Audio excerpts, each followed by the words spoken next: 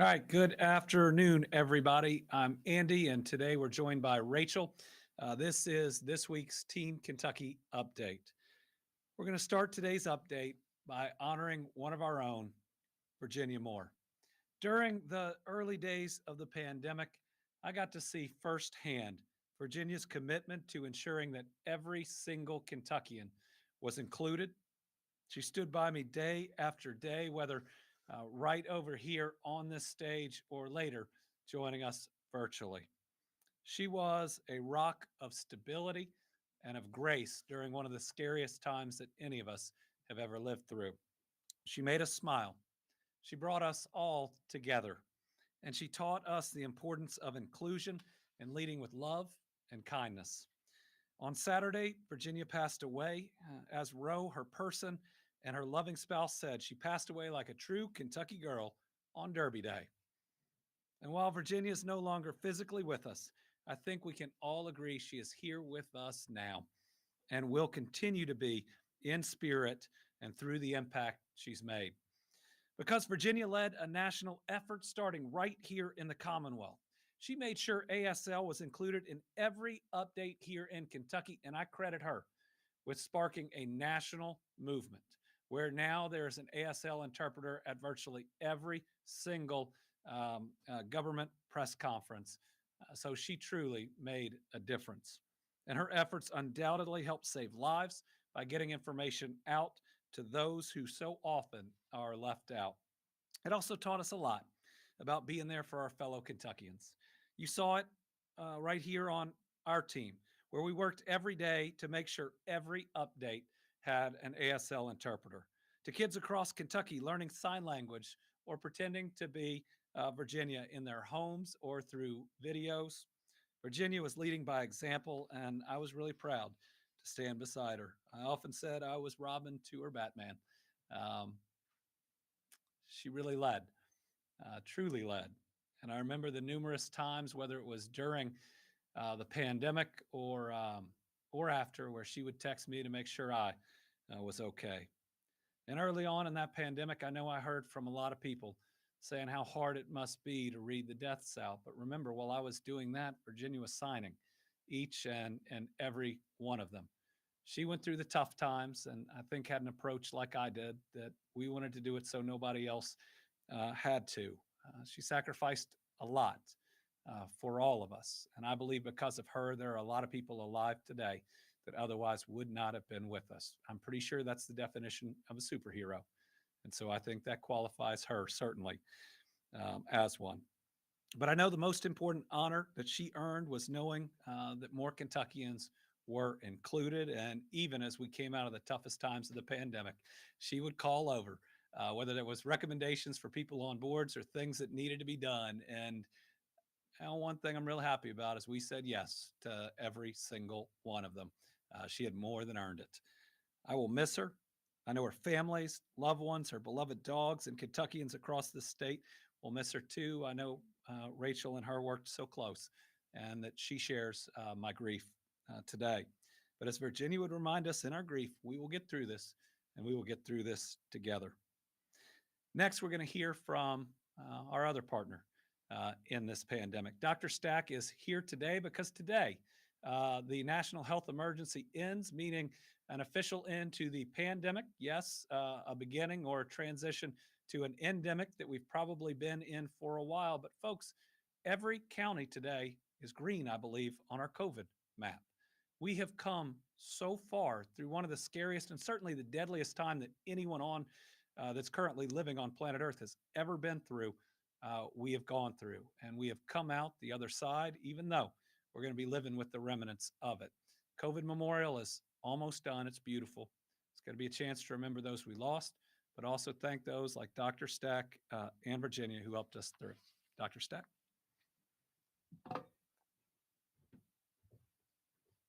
Thank you, Governor. Good afternoon, everyone. And just a word on Virginia. I met Virginia just like many of you did at the press conferences. So before that, I was new to government and I hadn't gotten to work with any of these folks. And Virginia was everything you saw, happy, courageous, courteous, supportive. She was a fierce warrior for the deaf and hard of hearing community. And well, you saw her up here signing and helping us through COVID on the patio out there on the deck. She was always asking for other things. It was, can we get newborn screening to help so that young kids don't have hearing problems? Can we do other programs and other things to try to help the deaf and hard of hearing community? So she was unwavering in her support. It was a privilege to work with her, and I'm grateful. And I'm grateful to all of Kentucky for bringing the Andy, Virginia, and Steve show into your living rooms every day as we went through one of the most difficult and trying times that we as a community will ever probably go through. So, to the point we're here for today, our national public health emergency was first declared on January 1st, 2020, by the then Secretary for Health and Human Services, Alex Azar. It ends today after more than 3 years. This day is a long time in coming, and it's a very welcome day for us all. There will be some changes that will happen as a result of this, and I'm going to briskly go through just a few of those just so that the reporters can catch that and share that with folks. Um, the CDC and the Kentucky Department for Public Health data reports are going to change because much of the data that is needed to generate them will no longer be gathered or collected. The CDC COVID-19 community level map that the governor just referenced that shows all 120 counties today as green will be removed from the website and be retired at the end of the business day today because we won't be getting that data. The CDC won't to be able to generate that anymore. Additionally, the COVID-19 incidence rate map, that's the ones many of you may remember we started out with in the beginning saying how many people per 100,000 had COVID. That will be going away because we won't get complete enough data to do that as consistently. Some state-specific metrics, such as total cases by county, the ones still reported to us, and then also the mortality count, we'll still update those probably monthly on the website on the data tab. The hospitalization data will only be collected by the federal government weekly going forward, and so it won't be reported like we have been before. We will continue to monitor those trends, and there will be a federal website where they'll present that information. We'll put a link to that site on KY COVID-19.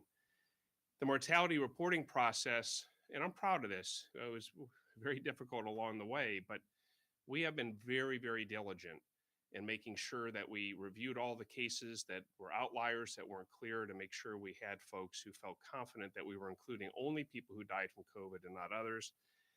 That process will now be mainstreamed into the normal process that we do for all other death and mortality reporting.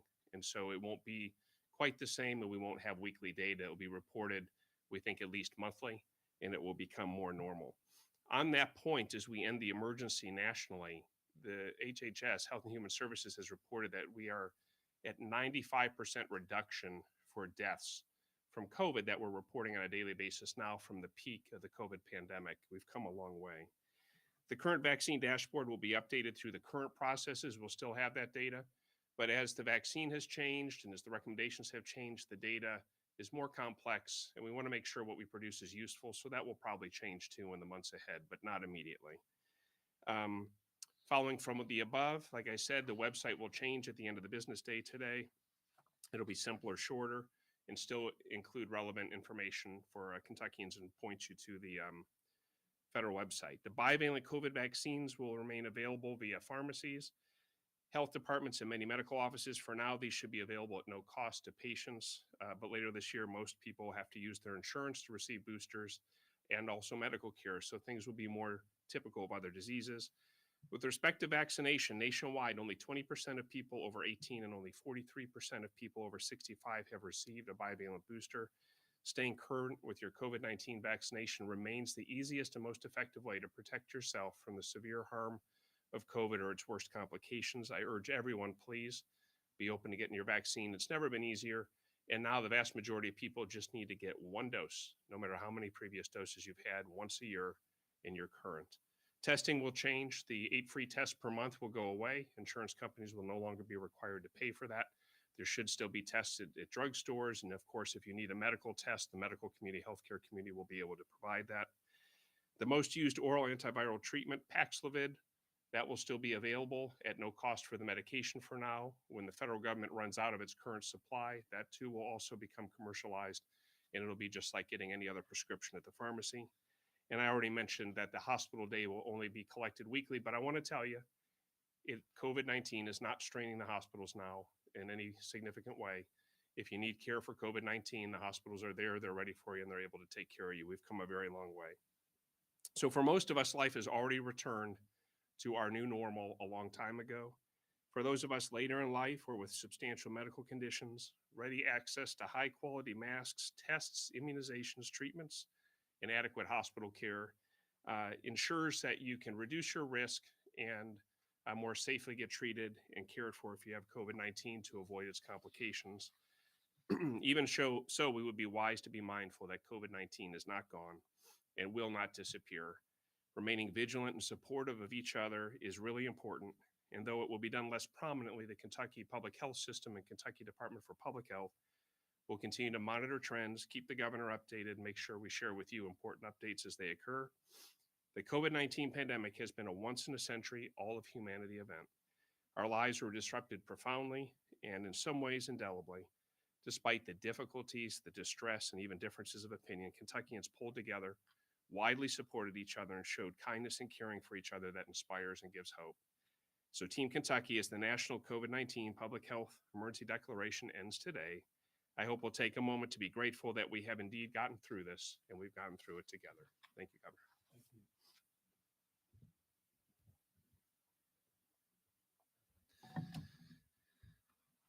On the last day of the pandemic, to be all green throughout each and every one of our counties is a pretty special way to end. But remember, just be careful. Monitor your health for this and for other things. We've lost over 1 million Americans. We don't want to lose anybody else, whether it's to this or a weather-related event or the rest. If COVID's taught us anything, it's that life is precious. Everybody has lost somebody. Let's be mindful. Let's make sure we're there for our neighbors. Let's stay healthy so that we can have as many folks at that next holiday dinner as we can.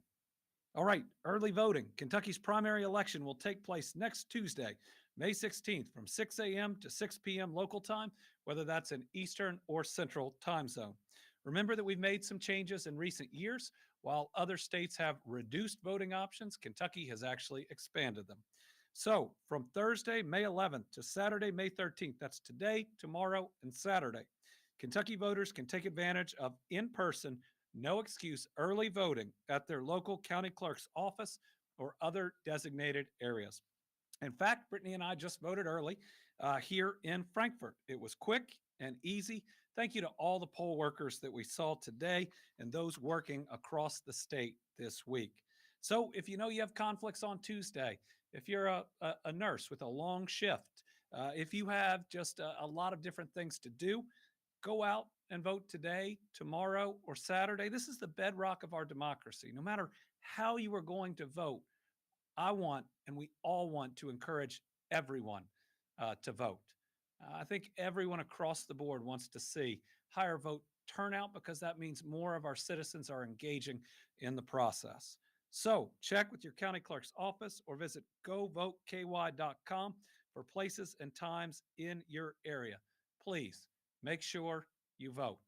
A lot of people, a lot of active service men and women, a lot of our veterans have sacrificed so much to make the United States and keep the United States the freest country on the face of the earth. That means we have a duty to support our democracy and what everybody has fought for to preserve, to go out there and to vote. So please make your voice heard. All right, economic development update, what we normally start with. This week, people from all over North America have celebrated the amazing work economic developers put in every day, with May 8th through the 12th being Economic Development Week. Economic Development Week increases awareness of local programs that create jobs, advance career development opportunities, and improve the quality of life in communities everywhere. We're getting in on that economic development and job creation in a big way. Just this year alone, the Commonwealth has seen 37 private sector new location or expansion projects, totaling nearly $1.8 billion in new investments, and we've created over 3,100 new Kentucky jobs.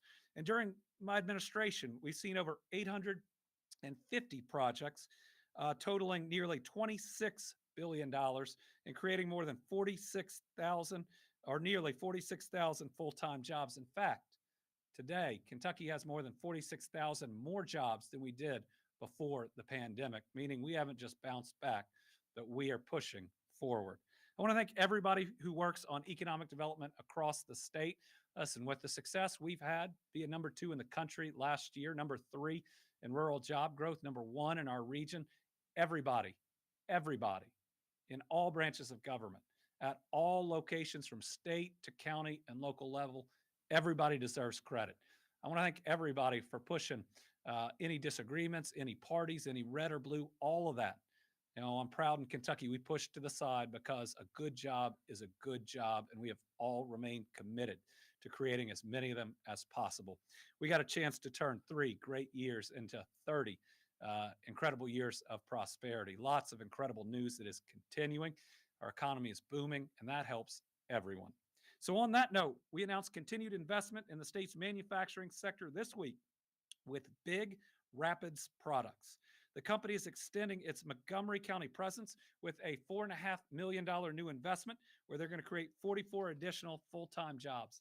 Founded in Michigan in the same year I was founded, 1977, Big Rapids supplies metal stampings and assemblies with 3 facilities in Big Rapids, Michigan, and 2 facilities in Mount Sterling, Kentucky.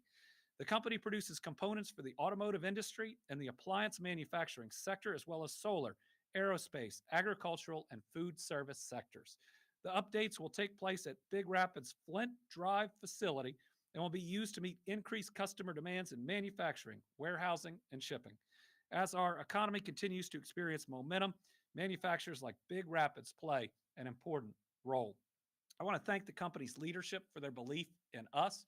I want to thank the community for having such a great workforce. One of the great parts about expansions is it means that companies aren't just happy, but believe that they can do even more in those locations. So to Montgomery County and Mount Sterling, congratulations and good work.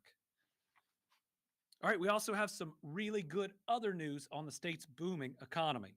Today, the Office of State Budget Director is reporting that April's general fund revenue receipts were the second highest month that Kentucky has ever seen. They were only slightly lower than last April, and if you think about it, the income tax rate went down, yet we almost hit last April's revenue mark. And again, this April, even with the reduced income tax rate, is our second best month ever. Our collections for the month of April were more than $1.7 billion. Our receipts have now grown 4.5% in the first 10 months of fiscal year 2023. We are setting state revenue records every month, which has given us the room to provide that second tax cut that I signed into law here in this last session. The great news follows the Commonwealth having the largest February collections on record, announcing that we'll have the 4 biggest budget surpluses in our history during this first term and the largest rainy day fund in Kentucky's history, securing the lowest annual unemployment rate in the state's history, 2022, lowest annual unemployment rate Kentucky has ever seen. And we are setting records for the longest period of low unemployment as well. It's absolutely true that Kentucky is becoming an economic powerhouse and that we are creating good paying jobs for our families. Again, there's enough credit to go around, but to everybody that is in Kentucky or is looking in at Kentucky, we are doing some really special things, and I hope everybody feels like they are a part of it. We're coming off our best 2 years in Kentucky's history for economic development with the most new jobs and the most private sector investments we've ever seen. We're in the midst of our best economic roll ever. We got to make sure that we continue it. All right, so this next piece is going to take a little bit, but it is really important. So today we are focusing on our state's efforts to combat illicit drugs across the Commonwealth, specifically fentanyl. So I'm joined today by a couple of our leaders of our state's counter drug program to share some incredible news about their recent work and successes. And soon we'll hear more about these efforts. But I first want to take a moment to highlight some of the great work that we are doing here in Kentucky to fight addiction and support recovery for all of our families. In March, we announced that Kentucky is leading the way in providing treatment services to Kentuckians through the Treatment Access Program. This program allows those without health insurance to enter residential treatment. In other words, cost is no longer an option. Anybody who is willing to get treatment can get it. Additionally, we created the Recovery Ready Communities, passed through the legislature, actually amended a little bit this last session, but great legislation that expands healthcare coverage, that helps communities know every piece they need to have the continuum. We've also increased healthcare coverage to pay for parts of treatments, and we have increased treatment beds in an incredible way. The state's increased the number of treatment beds since I took office by 50%. That means that right now we believe that there is a bed for every individual who needs one. And I believe that we have the most treatment beds per capita right now in the entire country. The administration is also in the process of seeking support and oversight of mobile crisis intervention service providers across the state, which furthers support of those facing addiction and those in need of suicide and crisis intervention, making sure, especially for that group, that we have mental health care providers, those that are trained, responding to those crises. This year, I've signed legislation supporting recovery housing by setting requirements for certification, operation, and oversights of those residences. When someone is trying to get better and stay better, we want to make sure they're getting the best care. Also signed legislation that ensures direct payments from health insurance to facilities providing care. This is when it's out of network. Normally, you would send that money to the individual who would then make the payment. This makes sure it's actually going to treatment and can't be diverted. Last year, we announced a new searchable website to help people in recovery find housing. That is Find Recovery Housing Now, ky.org. This is a great update on it. There are currently 185 houses listed on that site. During my administration, more than $80.6 million is expected to be awarded by the state's Office of Drug Control Policy to help support addiction treatment and prevention efforts across the Commonwealth. Fighting addiction is something that I've been working at since I was Attorney General. And when I led the nation in numbers of lawsuits against opioid companies, I brought a total of 9, including against Endo Pharmaceuticals, McKesson, Cardinal Health, AmerisourceBergen, Janssen, Walgreens, Mallinckrodt, Teva Pharmaceuticals, and Insys Therapeutics. This is crucial work, holding accountable companies that sent hundreds of thousands of pills for every man, woman, and child into the Commonwealth of Kentucky. We all know somebody. At this point, we all know somebody that's not only been touched by addiction, we all know somebody that we have lost to addiction. Each one, a child of God who will be missed by their family and through their communities. Saving lives is exactly what Kentucky's counter drug program has been doing.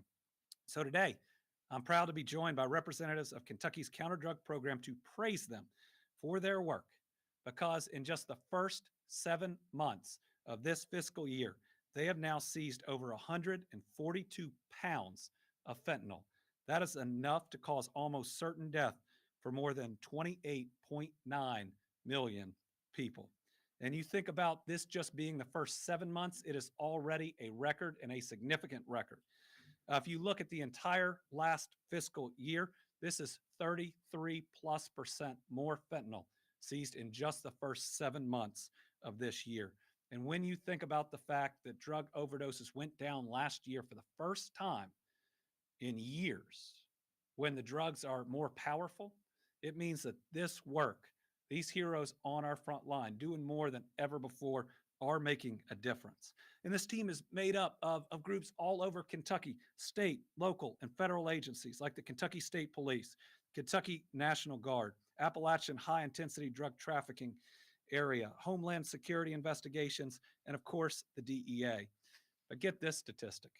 From October 1, 2022 to May 1, 2023, they supported law enforcement in the seizure of 88,253 fentanyl pills, which is a significant increase over the 2022 fiscal year where 5,100 were seized.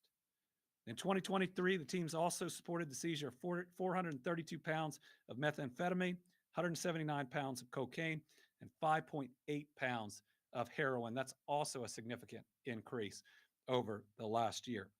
And just last month, Kentucky's counter drug program supported the disposal of 14,500 pounds of unneeded medication as part of the state's drug take back day. Remember, a lot of addiction starts in the medicine cabinet. Sometimes it starts with prescriptions that people didn't use the last part of, but have sat there for too long. You have to clean out your medicine cabinets, Kentucky. It could cause addiction in your loved ones. Make sure that does not happen.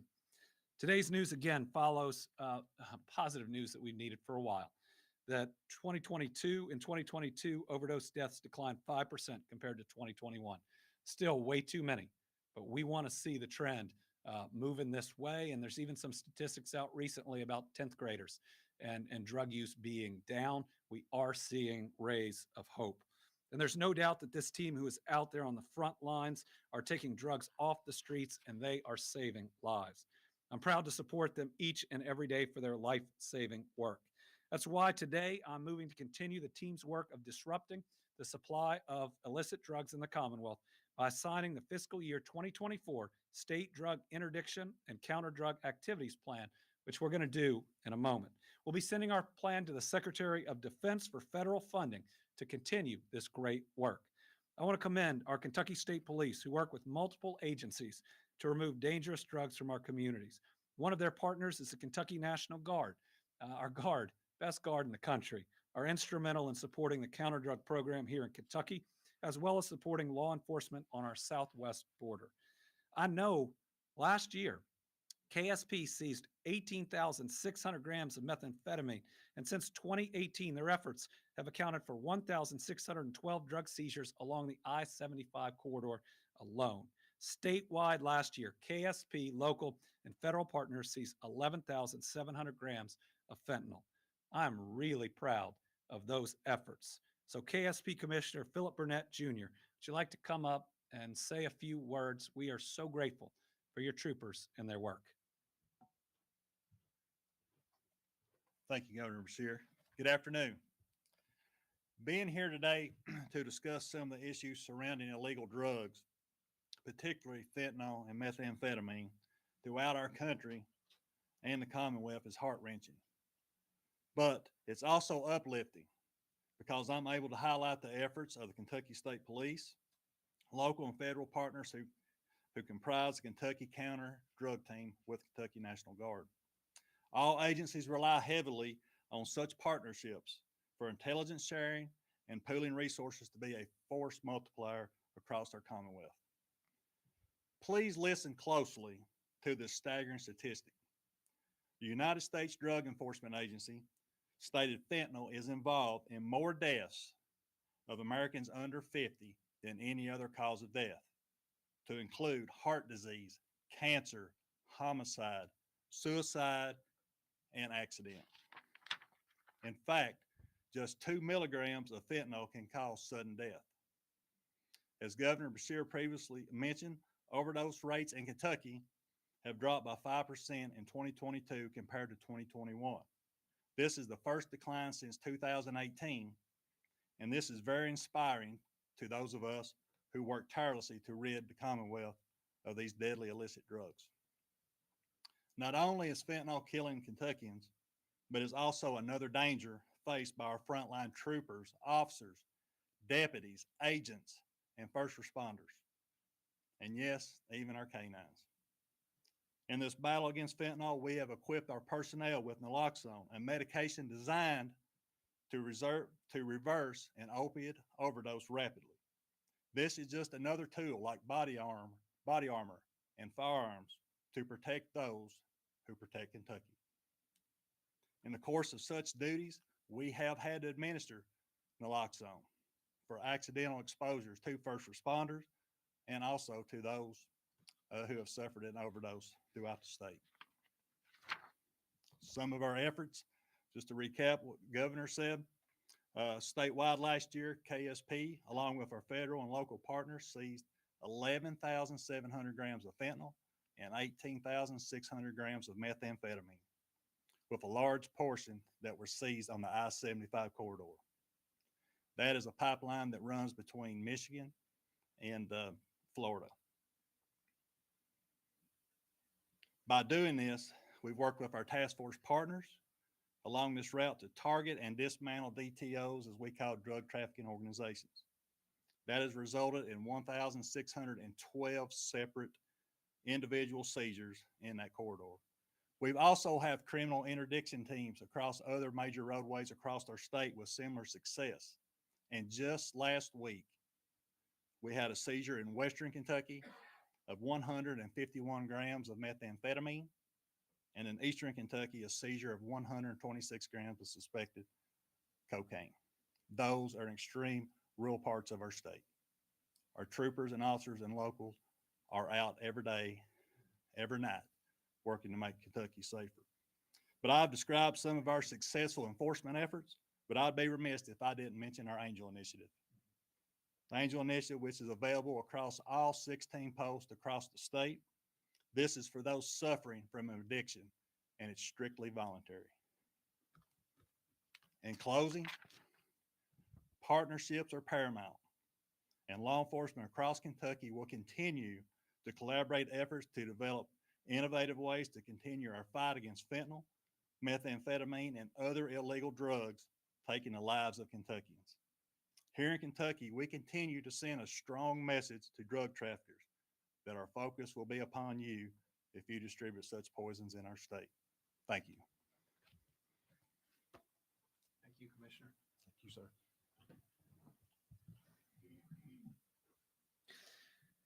There are ways that all of us can fight this drug epidemic, from cleaning out your medicine cabinet to encouraging somebody that needs help to get help, to securing naloxone or Narcan and learning how to use it, to joining the Kentucky State Police, being on the front lines, to joining our National Guard.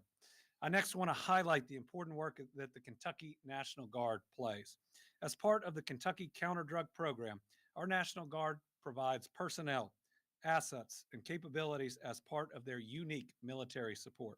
Since 2021, Kentucky National Guard Aviation flew 2,218 hours to support observation and surveillance operations as part of the counter drug program. These efforts significantly enhance KSP's and others' ability to detect, track, and intercept illicit activities. The Kentucky National Guard also supports custom border patrol along the southwest border. Last year, the 149th Maneuver Enhancement Brigade provided operational detection and monitoring support and was in command of the Task Force Legion, which included 2,500 National Guardsmen mobilized in Title X federal status from 16 states and territories. It's pretty incredible that we were a leader, and I'm really proud of that. Currently, we have 125 Kentucky National Guardsmen deployed to the border. Today, we have Brigadier General Brian Wertzler to help represent the Kentucky National Guard. I know I've already said it once, General, but we have the best guard in the country. Today is an opportunity to show another part of the Guard that people may not see, and another way you all are providing heroic service. Thank you, Governor Beshear. I'm incredibly proud of the men and women who serve with the Kentucky National Guard, especially those who support counter drug program here in Kentucky. They work alongside local law enforcement and play a key role in defeating the demand and destroying the supply of illicit drugs in our Commonwealth. We're very proud to partner with local, state, federal law enforcement agencies to curb illicit drugs in Kentucky. And we're very proud of the 7,600 soldiers and airmen who serve and their families who serve to support the Commonwealth and to support the nation. Governor, thank you. Thank you. Stay up here for a second. We're going to now, General Commissioner, if you please join me to sign the 2024 State Drug Interdiction and Counter Drug Activities Plan. And if we have anybody else that works in that area, come on up, and then we're going to ceremonially sign another bill that I know helps in these exact activities.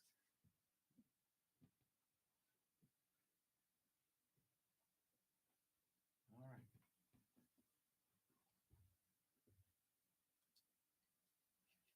All right.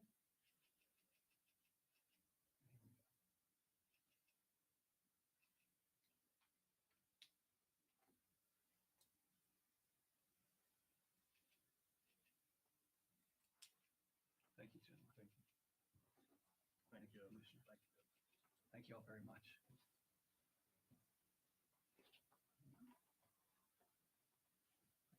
Appreciate it. Now, to further support our law enforcement, today I want to ceremonially sign House Bill 115, sponsored by Representative Bill Wesley, who is here with us today.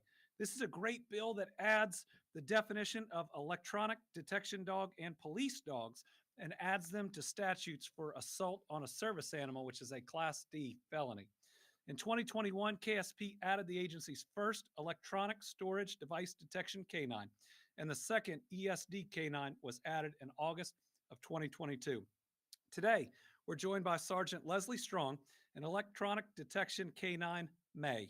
Detective John Sims and Canine Cam are not able to be here today because they're out working and keeping us safe. May and Cam are among the 85 electronic storage device canines in our country.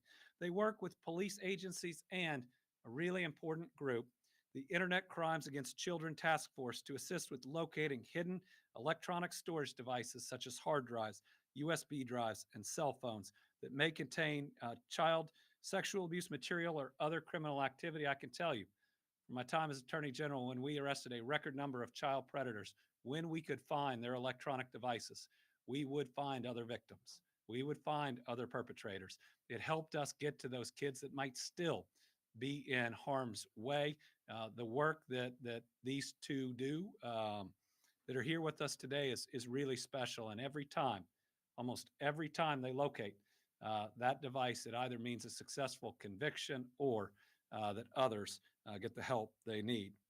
Sadly, 8 law enforcement canines shot or stabbed to death in the U.S. so far this year. 2 of them were in service here in Kentucky law enforcement agencies. So this is very needed legislation.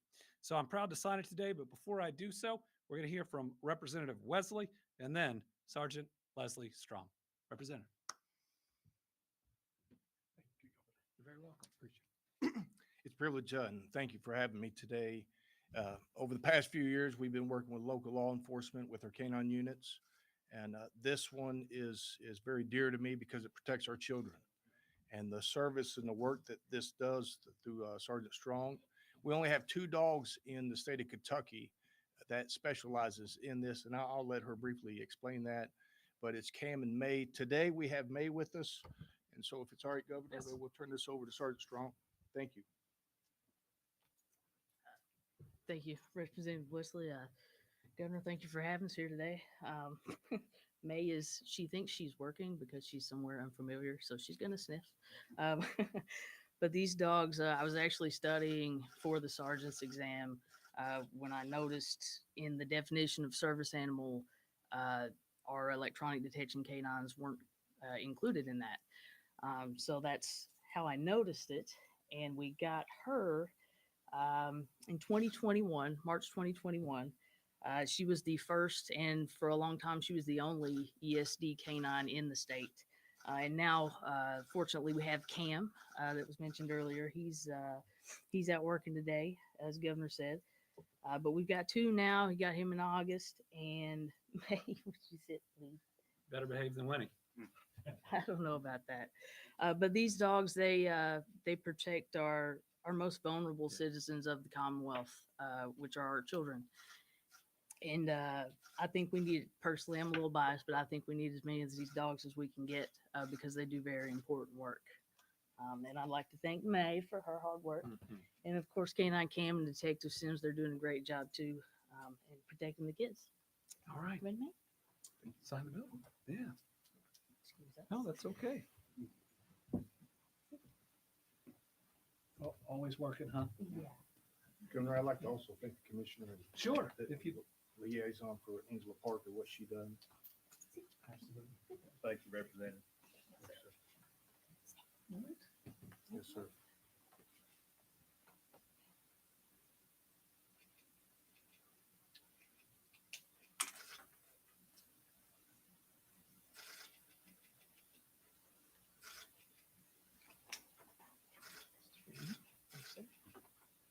Thank you, sir. Thank you. Thank you. Thank you all for your great work.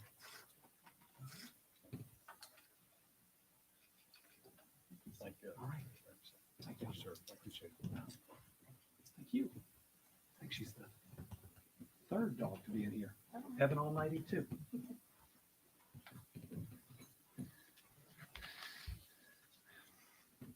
All right, we're going to switch over to some new good news about USDA funding for the March storms we experienced. Back in early March, an unusual storm hit Kentucky with damaging straight line winds. Officials recorded gusts topping 80 miles per hour in some areas, which is something more common with tornadoes or hurricanes. Sadly, this March 3rd storm caused several deaths, in addition to widespread damage to private and public property. In addition, crucial transportation and utility infrastructure was also affected. According to the National Oceanic and Atmospheric Administration, severe weather across the south and eastern U.S. on March 2nd and 3rd caused more than $1 billion worth of damages. This storm was tough for a lot of folks, including our farmers. Just a few days ago, we received some good news from the U.S. Department of Agriculture. The department declared 40 Kentucky counties as disaster areas due to damage caused by the storm. Those counties, Allen, Anderson, Bourbon, Boyle, Bracken, Breckenridge, Butler, Carroll, Clinton, Cumberland, Davis, Edmondson, Estill, Fayette, Fleming, Franklin, Grayson, Hancock, Hardin, Henry, Jessamine, LaRue, Madison, Marion, Mason, Meade, Mercer, Monroe, Nicholas, Oldham, Robertson, Rockcastle, Scott, Shelby, Spencer, Trimble, Warren, Washington, Wayne, and Woodford counties. Further, the department named 35 counties as contiguous counties. What this declaration means is that eligible family farmers in those counties may qualify for emergency loans through the USDA's Farm Service Agency.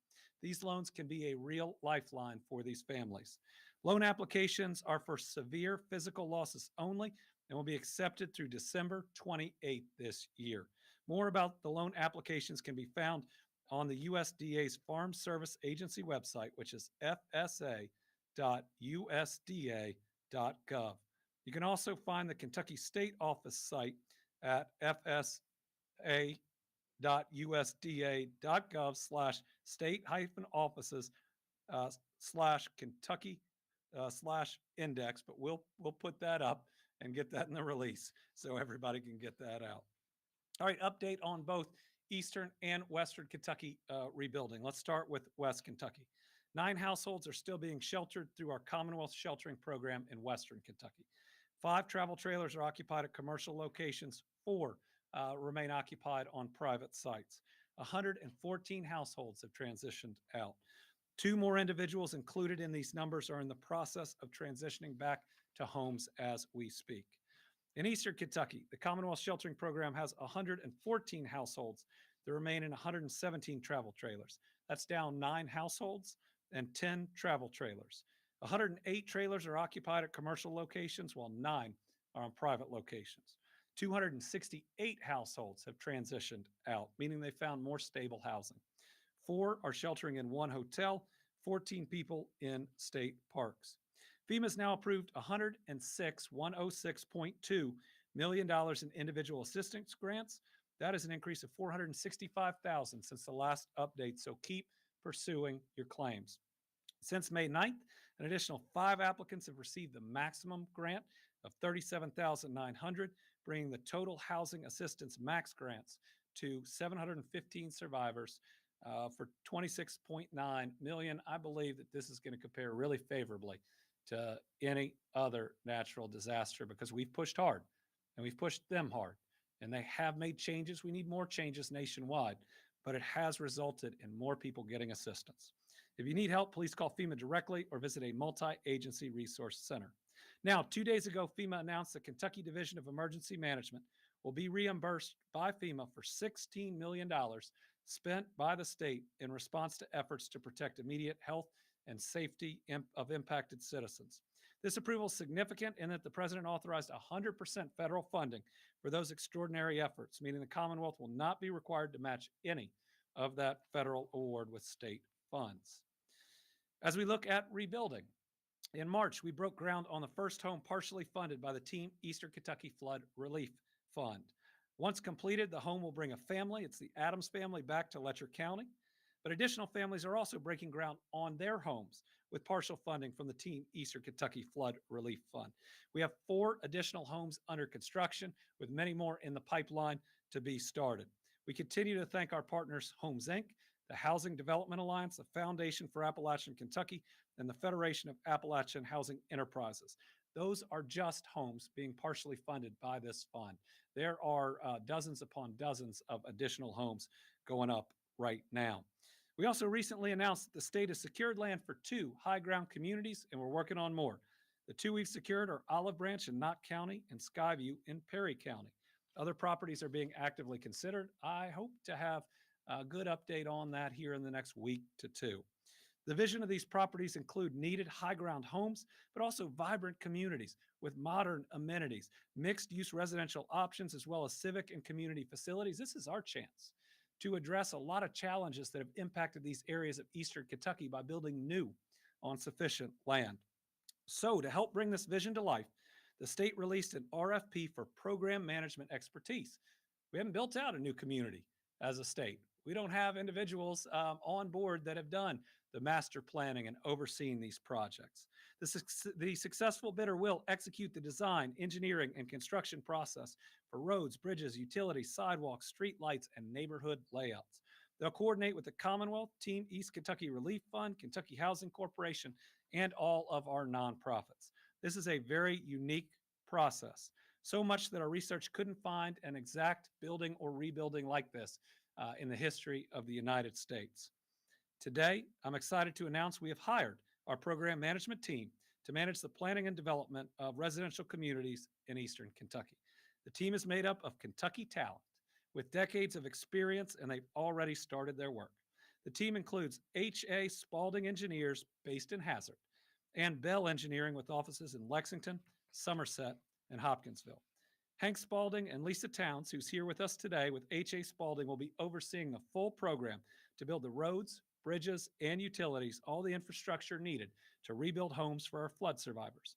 Mark Arnold, who's here with us today, is with Bell Engineering, and they'll be leading the planning efforts to design intentionally with communities in mind, not just neighborhoods. They will include modern amenities, mixed-use residential options, and other civic needs when possible. We've asked other states that have responded to natural disasters, and they recommended this program management approach.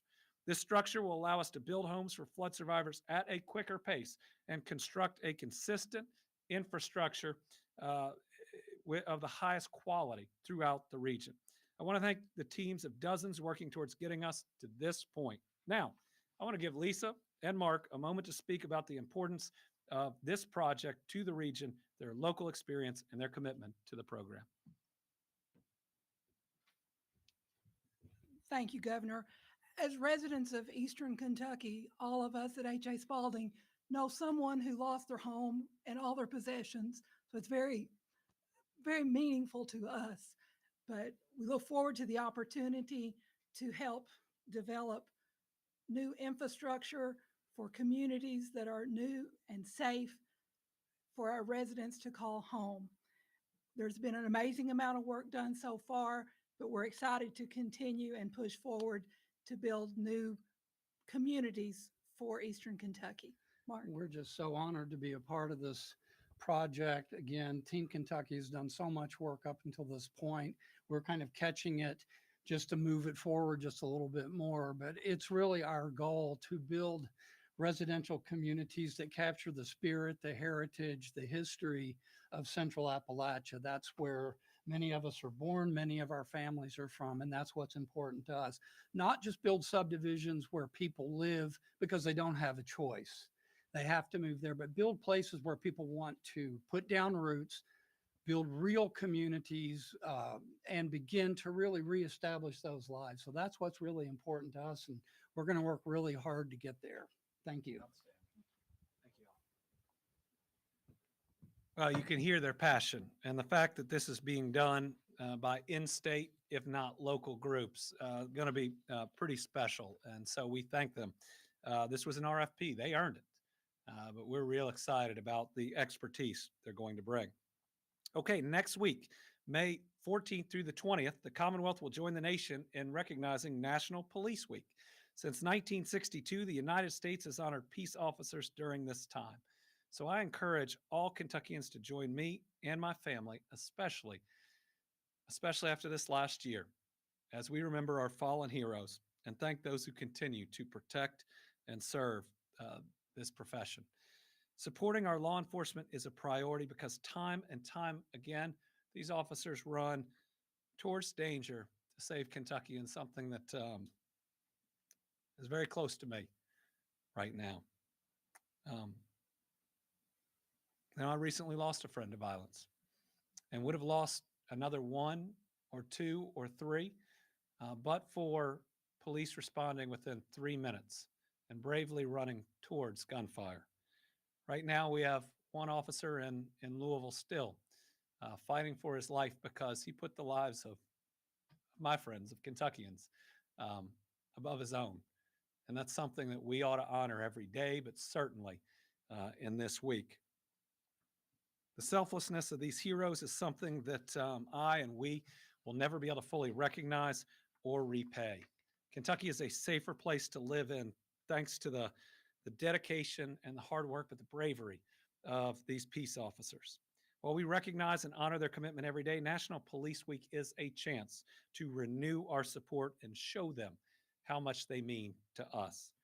National Police Week is also a sacred time, a time for us to remember those who've lost their lives in the service of the Commonwealth. Unfortunately, in 2022, we lost 7 brave members of Team Kentucky in the line of duty. I think I delivered a Kentucky flag to each of their families.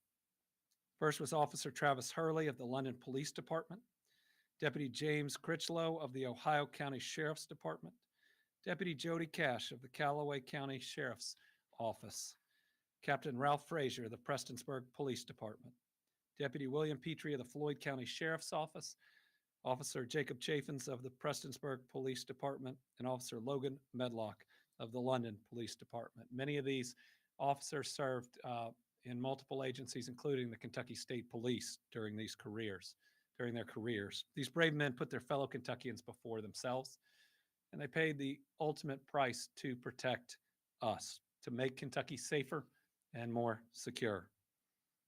To the families of those 7 heroes, we care about you. We love you. We will not forget your loved ones, but we will not forget you either. We'll do what we always do in Kentucky. We'll wrap our arms around you, and we'll make sure that you never walk alone. And when you'll let us, we'll carry some of your grief as long and as far as you'll allow. To our nearly 8,000 law enforcement officers still wearing the uniform, thank you. Thank you for answering the call that not many of us could answer, for running towards danger in unpredictable situations. You are incredible human beings that show courage every single day. And without you, this Commonwealth would not be the same. We're proud to have you on Team Kentucky. I'll be directing flags at all state office buildings to be lowered to half staff on Monday, May 15th, in observance of Peace Officers Memorial Day. And I hope that everyone through the Commonwealth will join us in doing the same. All right. Next, we need to recognize a Letter Carriers Food Drive Day. From day one, a top priority of my administration has been working to end hunger in the Commonwealth.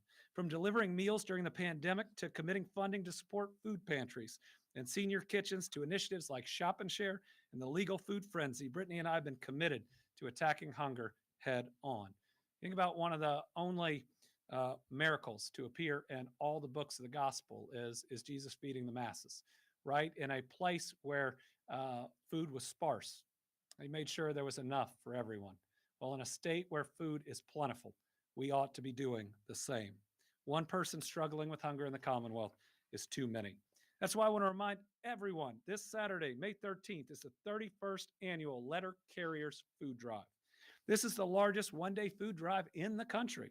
Every year, postal workers collect millions of pounds of food to help those in need. The best part is, although this is a national food drive, all the food you donate will go to your local community.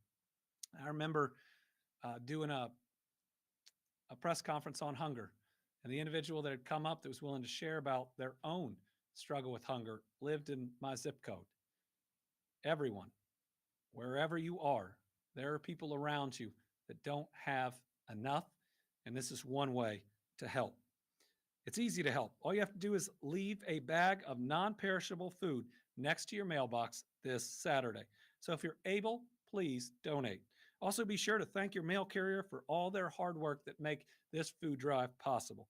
We have with us today President of the Kentucky State Association of Letter Carriers, Bob McNulty, and branch number 361 President Zed Walls. Would you all like to join me to officially proclaim May 13th as Letter Carriers Food Day in the Commonwealth after offering a few words? Thank you, Governor.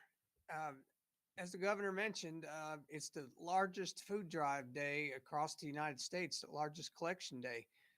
It was started back in the early 90s. Louisville was a pilot site. It was started because in the summer vacation months, the kids weren't getting food because school was out, and that's why it was primarily started. And Team Kentucky, certainly we have seen, and we are very grateful, Governor, of what your administration and your team has done to see the kids get food all year round. So we're glad to be a part of this. Thank you very much. Y'all want to join me for the signs? Okay. Sure. Here we go.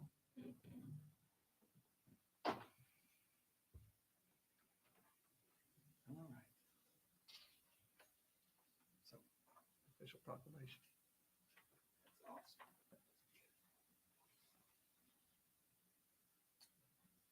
Look up.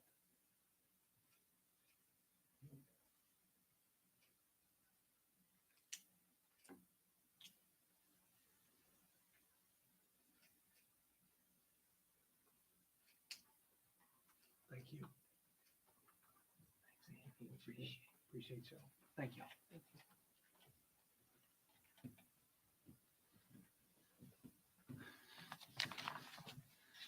All right. And that brings us to today's Team Kentucky All-Stars. Yesterday, the U.S. Department of Education recognized 161 high school seniors from across the country as presidential scholars. The scholars are selected based on academic success, artistic excellence, essays, school evaluations, and transcripts, as well as a commitment to community service and leadership. This year, 3 Kentucky students were selected for this prestigious honor. Congratulations to Cecilia from Nelson County High School, Beatrice from South Warren, and Arnav from Russell High School. You all make Kentucky very proud. I'm a little envious of all of your success, but you set a great example for everyone. You are today's Team Kentucky All-Stars. All right, we'll open it up for questions. In person, we have both latex, so we'll start with Anna. Thank you, Governor. I have a question for both you and Dr. Stack. He is still lurking around here. He never lurks, but he is here. I wanted to ask you, with the COVID state of emergency ending and all these guidelines, what do you think is going to be the single, or even what do you think is the biggest legacy of the pandemic and your individual experiences? Well, I believe there's going to be 2 legacies of this pandemic. One is the loss. I mean, you can't lose 18,000 people in a short period of time. That's more Kentuckians than we lost to World War I, World War II, Vietnam, and I think now Korea put together as the 3rd leading cause of death for at least 2, and it will probably be 3 years. Everybody lost somebody to COVID. I can list about 20 people that I know that we lost. All incredible, wonderful people. And I think that we've all had to push through it to get to this day, but I think we're going to have a lot of grief to process moving forward. That's one of the reasons we wanted that memorial to at least have a place that could represent that. But what that memorial also represents is the other legacy of COVID. If you push out all the noise, the vast majority of people, my goodness, came together and sacrificed for one another. And this was one where sacrifice was asked of everyone. It didn't matter how old or how young you were. Everyone was asked to give up things they love to protect other people. I think it was an amazing show of humanity, of caring about people, even people that you had never met, and the persistence, even through all of the years and everything else of kind of the crazy politics that came in. I saw the vast majority of Kentuckians just wanted to do the right thing by their loved ones. And you look at healthcare heroes and others, and how hard they fought, truly special. Steve?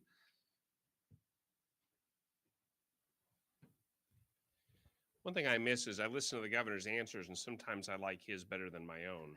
And we used to get to do this more often, but I agree with him. I think we have to keep in mind this is a very serious event. I mean, it disrupted all of our lives. Over 18,600 plus Kentuckians who have died from COVID, well over 1 million Americans, and many, many, many millions of people around the world. And we know it's an undercount. So it has been a historic event.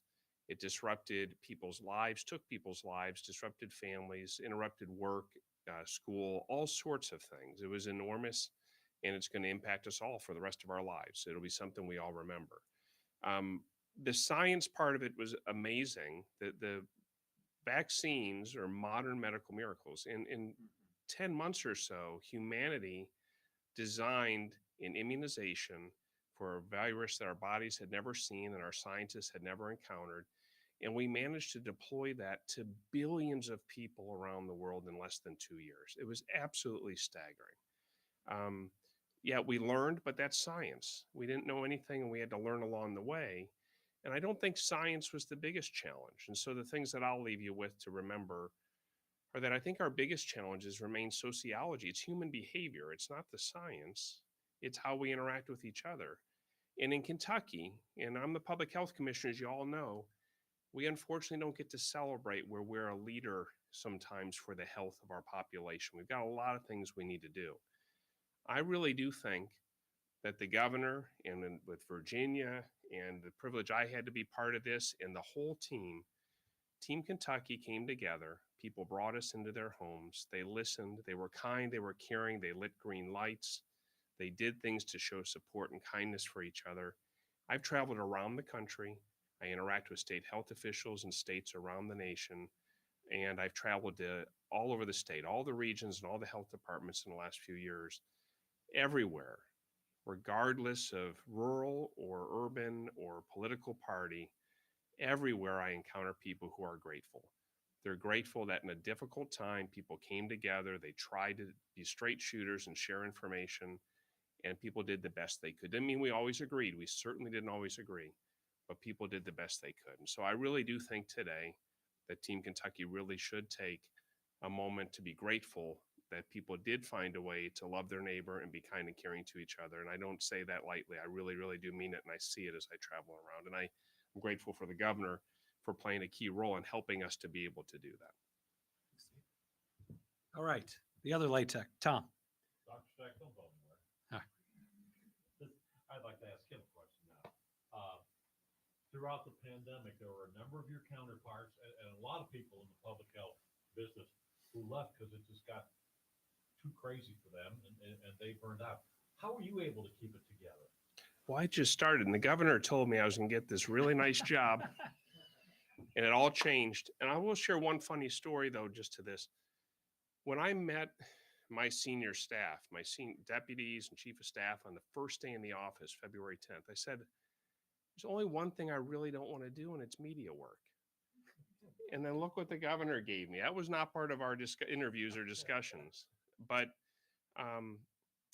it's been an incredible privilege to do this. And I want to celebrate for a minute the public health servants that you all don't get to see. So you get to see me, and the local health communities got to see their public health directors.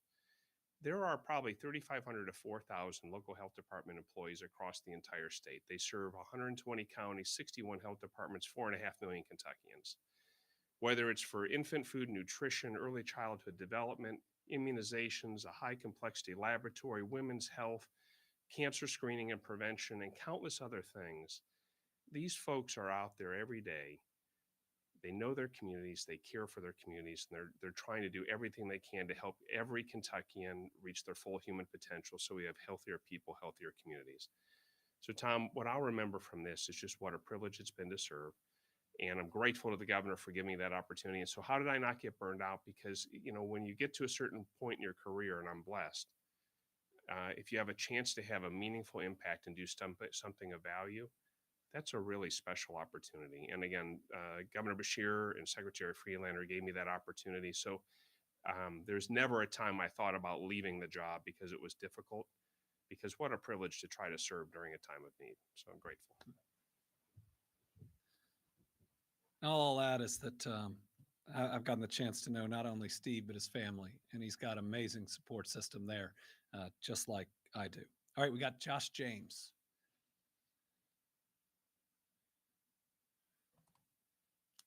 Hi, Governor. Thanks for taking my question.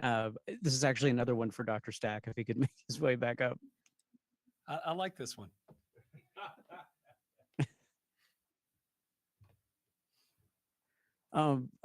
Obviously, COVID has thrown us lots of curveballs in the past. Does the length of time that it's been on the decline now tell us anything about the likelihood of another variant pushing things back up, or is the thinking now that it is less likely, or is that possibility of another upswing just as unpredictable at this point? So I haven't had to give disclaimers for a while, but my crystal ball is as cloudy as anyone else in some ways. But I suspect this is what they went through in 1918 as well, except they didn't have vaccines like this to be able to help shorten the timeline. So a lot of us, I think, would have hoped that in 2021, when we got the vaccines, that we were starting to get calm. If you remember, it started to feel like we were getting back to normal, and then we had the worst waves yet. We had the Delta wave in the late summer and the fall, and then we had the Omicron wave. Those were the most intense strain, most broadly across the nation for healthcare, and also the most deaths. That was the worst. I think that now, because of the combination of how many people are immunized and how many people have been infected and how many people have had both, humanity as a species has enough immune exposure to this virus that hopefully it now is something that we can live with. So remember, every day we were still announcing or every week, over 50 deaths a week in Kentucky. It's still hurting people. But if you do the things we've recommended now, stay home if you're sick, test if you think you have COVID, get treatment if you have COVID, get vaccinated to lower your risk. If you do those things, you can stay safe and you can keep your loved ones well. So I think that we are at a point where we can solidly live with this now. Life has got to move on. We have got to enjoy all the other things in life and attend to a lot of other problems. So we live with it now and we move on. And I'm glad that we don't have to dwell on this as much as we did before, because as the governor's shown, there's lots of other opportunities and potential for us to do really great things together. And so it's time to look forward and tackle those other challenges. All right, you might as well stay up here. All right, Jessica Payne, Murray Ledger and Times. Yes, Dr. Stack, this is for you.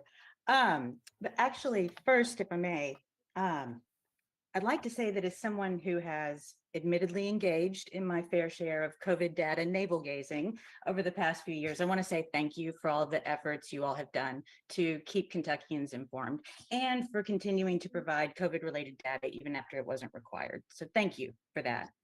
My question is, do you believe that the public health surveillance systems have emerged from COVID better equipped to deal with future disease outbreaks? And if so, what changes do you think will have the greatest impact moving forward?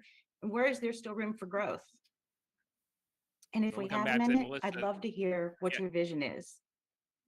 Defining navel gazing is still one of those otherworldly experiences. I still can't believe I was doing that at a press conference. So thanks for reminding me. But with respect to the data systems, they have improved. There's still more that needs to be done. We need to build a nationwide system where information flows freely so that we can provide real-time updates to the public on websites so that you can be informed and you can have confidence in that. There's a lot of work underway, but it's complicated. There's 50 states, 9 territories, the District of Columbia, a national government, and things are all politicized, as we've all seen. So it's difficult. But yeah, we made progress. Wastewater testing holds promise to be able to find diseases earlier than we otherwise would have. Opportunities to maintain some form of hospital data reporting so we have a sense of healthcare capacity. That's important. I think we learned that that was valuable. Hopefully in the fall, we'll take away the COVID-19 website entirely and replace it with a new fall and winter respiratory website that will show COVID plus RSV and influenza and things like that. So yeah, I think we've learned a lot, and I think we'll make some meaningful progress in that. And then for my hopes and aspirations, I just did a retreat at a state park at Cumberland Falls the last 2 days with probably about half of the local health department leaders and some of our leaders for the state. we have never had, at least the people who've been involved this lot longer than I have, we've never had relationships as collaborative, as collegial. I get to meet judge executives and mayors when I go out to communities. The governor still includes me when he interacts with them in some of the events. I think we have an opportunity to now talk about how do we try to improve the health of Kentuckians. And remember, it's not about people like me or the governor telling people what they should do. It's about meeting them where they are, understanding what's important to them in their lives, and trying to find ways to provide tools and resources and design communities where they live, where the healthy things to do are the easier things to do.